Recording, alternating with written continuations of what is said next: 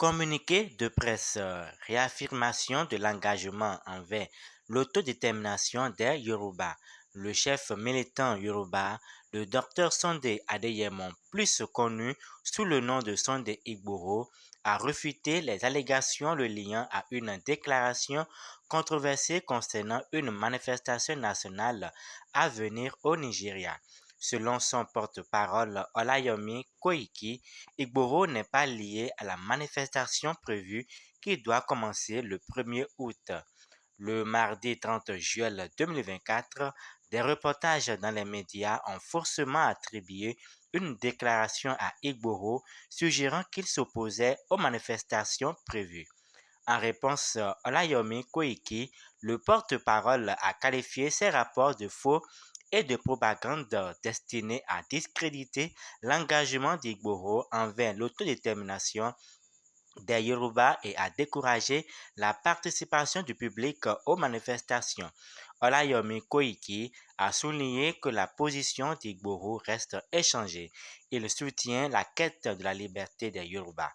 Il a fait référence à une lettre envoyée au président nigérian Bola Tinubu le 17 avril 2024 qu'il appelait à des négociations concernant le départ pacifique des Yoruba du Nigeria.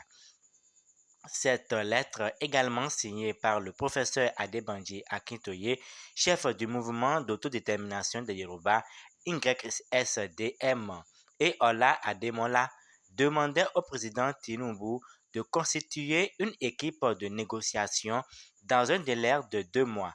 La demande devrait s'expirer le 13 juin 2024, le 25 juillet, sinon le 25 juillet 2024, Igboro a rendu visite à Oba Benjamin Olanite, l'Onimeko d'Imeko, dans l'état d'Ogun. Au cours de cette visite, Igboro a réitéré son plaidoyer en faveur d'une nation Yoruba souveraine et a remercié le monarque pour son rôle dans la libération d'Igboro de sa détention en République du Bénin. Igboro a souligné que son objectif reste l'autodétermination des Yoruba et que lui et le professeur Akintoye ne sont pas impliqués dans l'organisation ou le soutien des manifestations à venir.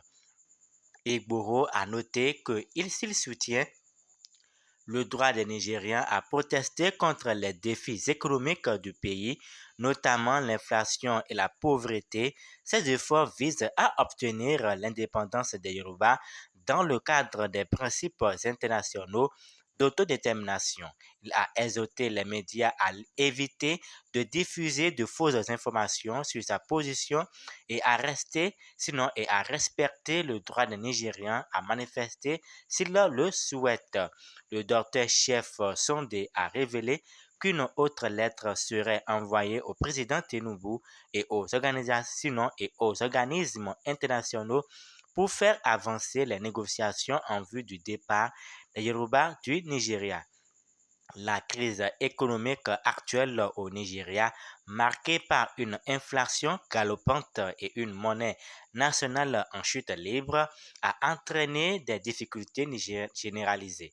Malgré les récentes augmentations du salaire minimum à 70 000 naira, 43 dollars par mois, l'impact de l'inflation et de la dévaluation de la monnaie a laissé de nombreux Nigérians en difficulté. La crise est largement imputée aux politiques du président Bola Tinubu, notamment la suppression partielle des subventions sur les carburants et le flottement de la monnaie qui ont fait grimper les prix.